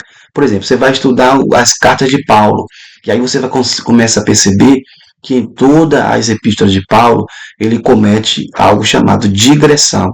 O que é? Ele vai falando sobre o assunto, daqui a pouco ele muda de assunto, fala de outro, e daqui a pouco ele já volta para o assunto anterior que ele estava falando. Isso é digressão, isso é digredir. Tá? Até mesmo na fala que você está conversando com alguém, de repente você está falando com alguém ali, daqui a pouco ela muda de assunto, e aí você já fica perdido, mas depois ela volta de novo para aquele mesmo assunto, e aí você não sabe o que a pessoa está falando. Então, é preciso mais diligência, é preciso mais atenção aos detalhes, aos aspectos da escrita daquele personagem. Outra questão também é o Pentateuco, né? Que são os 5 escritos, os primeiros 5 livros do Antigo Testamento, que é desde que a tradição judaica atribui a Moisés os escritos dos 5 primeiros livros da Bíblia. Então, assim, você quer conhecer Moisés?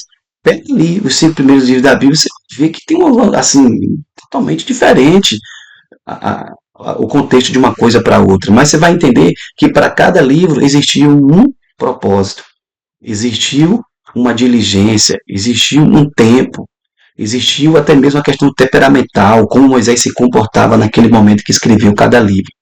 Por exemplo, você vai ler o livro, os livros bíblicos pelas quais Salomão escreveu, aí, Provérbios, Cantares, né? E aí você vai ver que cada livro ali parece apresentar uma fase da vida do escritor, no caso Salomão. Outra coisa, quem é que fala? Quem é que fala? É Deus, por exemplo, que está falando ali? Ou é o próprio escritor usado por Deus? Distinguir as palavras do próprio autor e também de outras pessoas. É, discernir se é o escritor que está falando, se é uma outra pessoa que falou, se é o próprio Deus que está falando e o escritor está escrevendo o que Deus mandou escrever. Então, tudo isso. Por exemplo, escrito profético. Escrito profético, você vai pegar ali, você está dizendo, é profético. Mas existem questões ali dentro do próprio livro que é o escritor, que é o próprio profeta que está trazendo parte dos seus dias, do seu cotidiano, do contexto em que ele estava vivendo, a nação estava vivendo. E também ele vai escrever profecias que Deus mandou ele registrar, tá? Então assim, ó, o escritor do livro deve ser considerado como a pessoa que fala até que apareça evidência expressa o contrário de que é ele que não está escrevendo ou apenas ou está falando ou apenas escrevendo, né? Não está ditando, mas está escrevendo, tá? Então é bom entender quem é que está falando. Espera aí, quem está falando aqui é o profeta? É Deus? Quem é? Aí você vai ter uma perspectiva do livro e também da questão histórica mais aprofundada. Tá? O outro, é impossível entender um autor e interpretar corretamente suas palavras sem que ele seja visto à luz de suas circunstâncias históricas. Tu lembra lá do profeta Jonas? Pois é. Você vai pegar o profeta Jonas, você vai ver que Jonas, historicamente, segundo alguns estudiosos, dizem que Jonas ele tinha um receio, uma ressalva com relação aos ninivitas, porque acredita-se que alguém da família de Jonas foi morto, ou alguém da descendência de Jonas foi morto pelos assírios e tal, por aí vai. Então, olha só, pode dar uma luz? Pode dar uma luz, né, sobre a questão do porquê que Jonas não queria ir lá, queria que o povo morresse, queria que Deus aniquilasse aquela nação. Vamos seguir aqui. Por circunstâncias, entende-se tudo aquilo que não faz parte da vida normal de uma pessoa, mas é levada a participar com o povo da sua época. Os escritores bíblicos tiveram seus escritos influenciados pelos fenômenos naturais, culturais, climáticos, políticos e geográficos. Tá? Então, é impossível entender um autor e interpretar corretamente suas palavras sem que ele seja visto à luz de suas circunstâncias históricas. Por exemplo, eu escrevi sobre os povos da Primeira Guerra Mundial. Eu posso ter uma ideia do que pode ter sido pelo conteúdo, é, pelo conteúdo histórico, pelo conteúdo de escritos, pelos livros escritos de pessoas que viveram ali, né, que viveram e foram remanescentes daquela época. Por exemplo, o povo que sofreu, os judeus que sofreram, né, lá no campo de concentração, muitos que sobreviveram escreveram livros para alertar a comunidade internacional. Mas uma coisa é eles escreverem o que eles passaram e viveram. Uma coisa é eu pegar esses testemunhos e escrever um livro acerca de. Tá? Então, é impossível entender ou interpretar um autor corretamente com suas palavras, sabe? Porque ele escreveram dentro de um contexto, escreveram ali dentro, dentro de uma emoção daquele contexto, daquele clima, tá? Daquela geografia e por aí vai. Então, assim, ó, então, por circunstâncias, já entende isso. Que aquilo que não faz parte da vida normal de uma pessoa, mas é levado a participar com o povo da sua época. Então, essas circunstâncias entende tudo aquilo que não faz parte da vida normal de uma pessoa. Então, os escritores bíblicos tiveram seus escritos influenciados pelos quê? Pelos fenômenos naturais, culturais, climáticos, políticos e geográficos. Então, circunstâncias geográficas. Conhecer o caráter das estações, os ventos e as funções. Ah, sopra vento sul, sopra vento norte, venha sobre mim, né? Venha sobre nós. Né? E soprou o vento oriental durante toda aquela noite. Lembra da abertura do Mar Vermelho? Que vento oriental é esse, gente? Assim, se você não procurar saber de onde vem o vento oriental, esse vento oriental ele vinha do povo de Israel para o mar, ou o vento oriental vinha do mar em direção ao povo de Israel. É sabido que o vento oriental ele vinha do mar para o povo de Israel, não é? Aqui a gente chama de vento sul, por causa da localização geográfica. O vento, aquela ventania que vem do mar. A gente chama aqui, o vento sul, né? Aí faz aquelas ondas, né? É capaz até de afundar os navios e as embarcações. A gente chama aqui de vento sul. Só que para eles, devido à geografia, pode ser chamado de vento norte ou vento oriental, né? Vento que vem do Oriente. Bom, diferenças de temperaturas nos vales, regiões montanhosas e no cume dos montes. Tá? Por exemplo, na peregrinação de Israel, nós sabemos, lógico, que o deserto tem clima incerto, durante a noite é muito frio, durante o dia é muito quente. Produtos do campo, árvores, arbustos e flores. Jesus é considerado como a rosa de Saron, né? Por exemplo, os grãos, vegetais e frutas, animais selvagens como domésticos, insetos naturais e suas aves. Tudo isso faz parte das circunstâncias geográficas, circunstâncias políticas, sua história, não é? A história desse autor, para interpretação questão histórica. Precisamos conhecer a sua história, a história da nação pela qual ele está inserida, suas relações com outras nações e suas instituições políticas deve ser objeto também de cuidadoso estudo. A situação política e as leis do Império Romano dizia que só César era senhor. Qualquer pessoa que fosse proclamada senhor seria despojada dos seus bens e seria morta. Olha aí o contexto histórico, aqui político, apontando para uma questão política. Aí como é que Paulo escreve nas suas epístolas chamando Cristo de Senhor? Entende? Então, assim, tudo isso faz parte da análise interpretativa das questões históricas que o autor viveu e conviveu dentro dessas circunstâncias, dentro dessas intempéries e dentro dessas mudanças históricas culturais. Uma questão, é impossível entender um autor e interpretar corretamente suas palavras sem que ele seja visto à luz de suas circunstâncias. Também as suas palavras e as suas emoções. Falo aqui também. Outra questão, circunstâncias religiosas. Ponto 1. Os altos e baixos de Israel, desde o período dos juízes até a total dispersão do primeiro século da nossa era, fala sobre circunstâncias religiosas.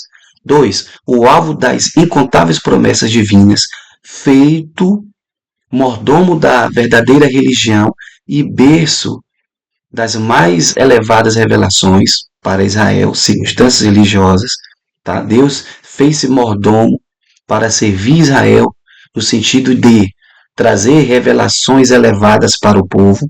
Terceiro, em sucessivas etapas de desobediência, se fez indigno da vocação. Quem? Israel. Exerceu indiscutível influência junto aos escritores e grandes personagens da Bíblia. Tá? Isso são circunstâncias religiosas. O alto e baixo de Israel, as incontáveis promessas divinas para Israel, as sucessivas etapas de desobediência, tá? Que os povos e até mesmo os personagens bíblicos trouxeram uma indiscutível influência, tá? As questões dos desvios de Israel trouxe influências para os escritores do Antigo Testamento, tá? Que também influenciaram grandes personagens da Bíblia, ok? Tudo isso dentro do contexto religioso. Outro ponto, uma vez que as escrituras se originaram de um modo histórico, elas devem ser interpretadas à luz da história. Via de regra, não significa que tudo quanto a Bíblia contém possa ser explicado historicamente, mas significa que o conteúdo da palavra é, em grande parte, denominado histórico. Algumas questões a considerar. Imagine-se um investigador em busca de fatos e evidências, até mesmo as menores que lhe possam levar a uma conclusão satisfatória, deve-se levantar as seguintes perguntas. Vamos ver aqui quais são essas seguintes perguntas que podem ser levantadas, né? Quais são elas? Vamos lá. Primeiro, a quem foi escrito este livro? E lembrando que você é investigador. Qual foi o plano de fundo que motivou o autor a escrevê-lo? Qual foi a experiência ou ocasião que deu origem à mensagem deste livro? O outro, quem são os principais personagens do livro? Isso aqui são perguntas para serem respondidas, você se colocando como investigador. Um outro, seu objetivo é. Qual é o seu objetivo então? Colocar-se no cenário, tempo em que o livro estudado foi escrito. Você tem que se transportar para aquele cenário, se transportar para aquela época. Segundo, sentir-se como os protagonistas da sua história. Se sinta como Davi, se sinta como Isaac, se sinta como Jacó, para que você possa ter talvez um panorama ou até mesmo tentar sentir a emoção que esses personagens sentiram. Aí vai te dar um norte também, vai te dar uma outra perspectiva, tá? Um outro ponto.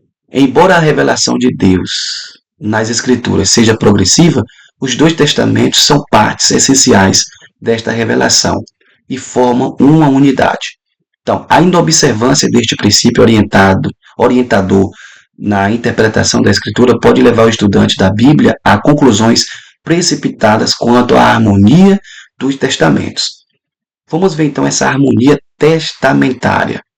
Bom, ambos formam a metade de um todo, que é a Bíblia Sagrada. Registro dos atos e propósitos eternos de Deus para a humanidade. Ponto 1. Jesus, o tema de ambos os testamentos. Então, o Antigo Testamento está repleto da presença de Jesus, toda a profecia o tem como tema. Segundo, a revelação que Deus faz de si mesmo é progressiva. À medida que lemos a Bíblia, seu caráter é imutável. O outro ponto, o grande plano divino da redenção é o mesmo em ambos os testamentos. Quarto, devemos considerar as duas partes igualmente importantes nos dois livros separados. Não dois livros separados. Quinto, 2 terços do Novo Testamento citam o Antigo Testamento, enquanto o último terço explica as citações daquelas duas partes. Olha aí a harmonia testamentária. Então, os 2 testamentos se completam, ambos se harmonizam um com o outro. Tá ok? Então, Jesus é o tema central da Bíblia, ou seja, de ambos os testamentos. Outro ponto, os fatos ou acontecimentos históricos se tornam símbolos de verdades espirituais. Somente as Escrituras assim os designarem. Tá ok? Então, o dicionário de Weber define símbolo como algo que representa ou lembra alguma coisa por relação, associação, convenção ou semelhança acidental, especialmente um sinal visível de uma coisa invisível. Embora saibamos haver diferença entre as palavras símbolo, tipos, alegorias, símiles e metáforas, as mesmas se relacionam de modo bastante íntimas. Vamos ver essas características de símbolos históricos. Esses símbolos históricos bíblicos devem satisfazer a pelo menos 3 condições básicas como elementos de uma interpretação bíblica coerente.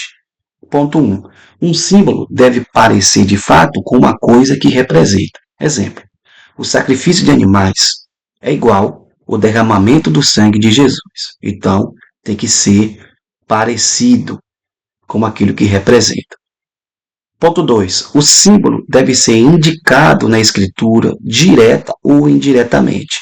Hebreus capítulo 3, versículo 7 e também tem o capítulo 4, versículo 11.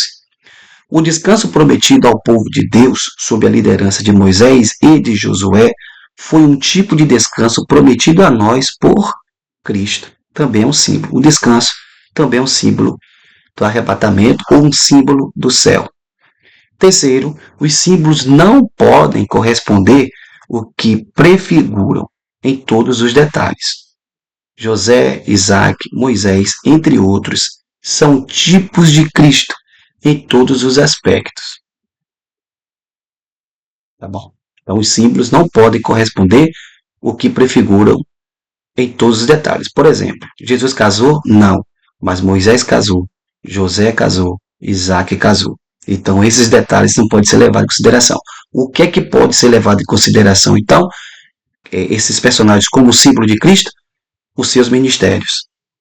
Tá? As suas funções, os seus ministérios que são correlacionáveis com Cristo ou com o ministério de Cristo.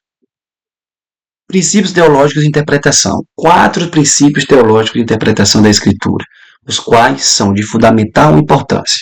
Primeiro, você precisa compreender a Bíblia gramaticalmente antes de compreendê-la teologicamente. Está vendo aí? É necessário um conhecimento de gramática. Segundo, uma doutrina não pode ser considerada bíblica, a menos que se resuma e conclua tudo que a Escritura diz sobre ela. Então, vamos corrigir aqui. Uma doutrina bíblica, uma doutrina tem que ser para ser bíblica. Uma doutrina não pode ser considerada bíblica a menos que se reúna e inclua tudo que a Escritura diz sobre ela. Então, por exemplo, eu não posso pegar um texto só e fazer doutrina. Eu tenho que pegar o contexto geral de toda a Escritura e colocar como crivo daquilo. Tá ok? Se eu não encontro respaldo bíblico, então não pode se tornar doutrina. Tá ok? Então cuidado aí com essas doutrinas que o pessoal anda pregando por aí.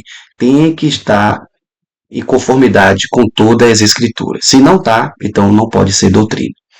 Terceiro, um princípio simplesmente implícito na escritura pode ser considerado bíblico. Um princípio simplesmente implícito, ou seja, escondido na escritura, pode ser considerado bíblico quando? Quando uma comparação de passagens correlatas o apoia. Pronto, eu acabei de dizer, tá? Algo que está implícito é algo que está escondido. Então, às vezes um princípio que está escondido, algo que está escondido na escritura, e aí você de repente recebe a iluminação e aí você quer trazer à tona, tá? Trazer à tona, e você quer fazer aquilo como doutrina, só pode ser considerado quando feito comparações correlatas do mesmo assunto da Bíblia. Porque às vezes pode ser um texto apenas prescritivo. E aí eu quero pegar aquilo e tornar uma doutrina. Não pode. Porque não está correlacionado com o todo bíblico, com o ensinamento do todo bíblico. Tá ok? Quarto, quando parecer que duas doutrinas ensinadas na Bíblia são contraditórias, aceite ambas como escriturísticas, crendo confiantemente que elas se explicarão dentro de uma unidade mais elevada. Exatamente. Por exemplo, todas as doutrinas bíblicas, elas estão alinhadas entre si. Vamos lá. A martiologia, a doutrina do pecado, é tudo aquilo que a Bíblia ensina sobre pecado. A martiologia, ela está ligada com a queda, tá ok? O homem caiu, a partir dali entrou o pecado no mundo. Esta doutrina está alinhada com a soteriologia, que é a doutrina da salvação. Tudo aquilo que a Bíblia diz e ensina sobre salvação. Lógico, se o homem caiu, vai existir o quê? A salvação, que está intensamente ligada à doutrina da cristologia, ou seja, Cristo. Lógico, quem é que salva? Cristo. Quem dá base à soteriologia? Cristo que salva. Cristo já dá base à doutrina ensinada da Trindade, que é a terceira pessoa da Trindade. Olha só as correlações. Olha só as correlações de uma para com outra. Beleza. Cristologia. Cristologia está ligado à eclesiologia. Por quê? Porque Cristo é o fundador da igreja. A igreja partiu de Cristo. A eclesiologia, que é a doutrina, que é o ensinamento acerca da igreja, de como foi fundada, originada, parte do princípio do sacrifício de Jesus que a Bíblia nos ensina, que a partir dali nasce a igreja no Calvário. Ok? A partir daí dessa igreja, a gente começa a encaminhar para uma segunda doutrina, que é pneumatologia. Pneumatologia ou paracletologia é o estudo acerca do Espírito Santo. Tá? O estudo do Espírito Santo vai nos levar para um outro assunto. Lembrando, cristologia, pneumatologia e teologia ou teontologia falam de assuntos diferentes, de pessoas diferentes, porém da mesma unidade, que é a Trindade, o estudo da Trindade. Cristo estudado separadamente, o Espírito Santo estudado de forma separada e o ser de Deus, que é a teontologia, estudado também de forma separada. Mas a gente pode perceber que está tudo interligado. Tá? Até chegar à escatologia. E a escatologia é o final e a culminância de tudo isso que eu falei. Olha só, está tudo interligado. Então, por isso que está dizendo aí, muitas das vezes, duas doutrinas ensinadas na Bíblia, tá? Vocês não podemos aceitar como contraditórias, mas precisamos aceitá-la. Por quê? Porque elas podem pertencer ao quê? A uma unidade mais elevada, tá? Que vai explicar exatamente a existência dessas duas doutrinas que antes, para mim e para você, eram contraditórias. Tá ok? Cuidado então aí na hora de você fazer suas aferições.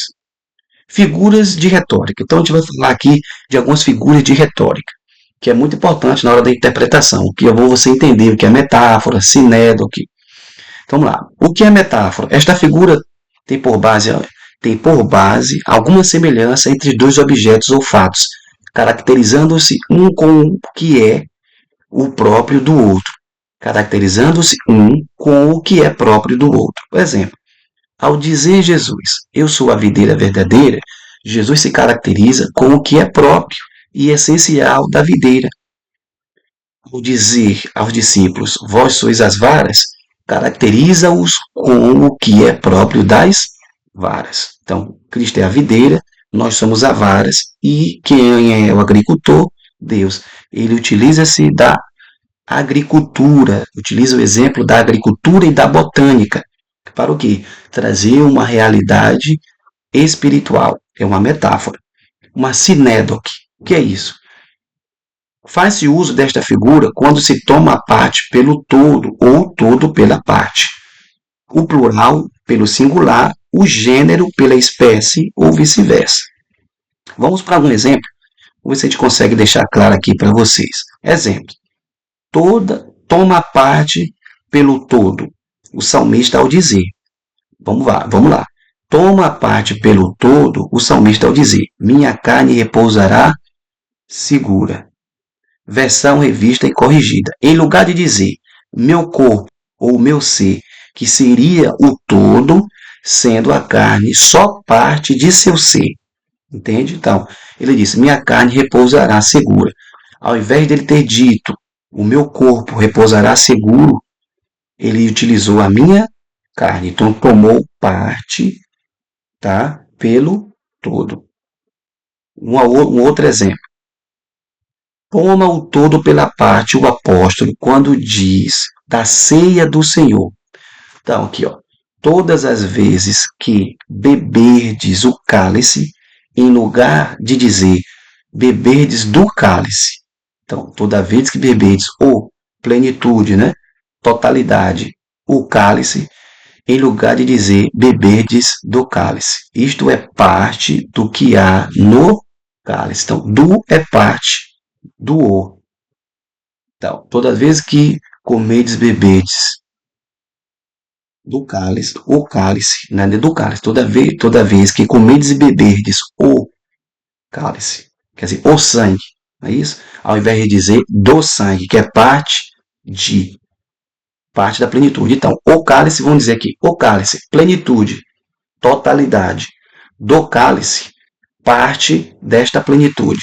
Então, ele toma a parte pelo todo, tá bom? E o salmista toma o todo, que é o corpo, que é a alma, corpo, alma e espírito, ele toma por parte e trazendo a expressão carne, repousará segura, tá ok? Então, tomando o todo pela parte, quando Paulo diz o cálice, ao invés de ter dito do cálice, tá ok? Vamos para o próximo. Metonímia. O que é uma metonímia? Emprega-se esta figura quando se emprega a causa pelo efeito, ou o sinal ou símbolo pela realidade que indica o símbolo.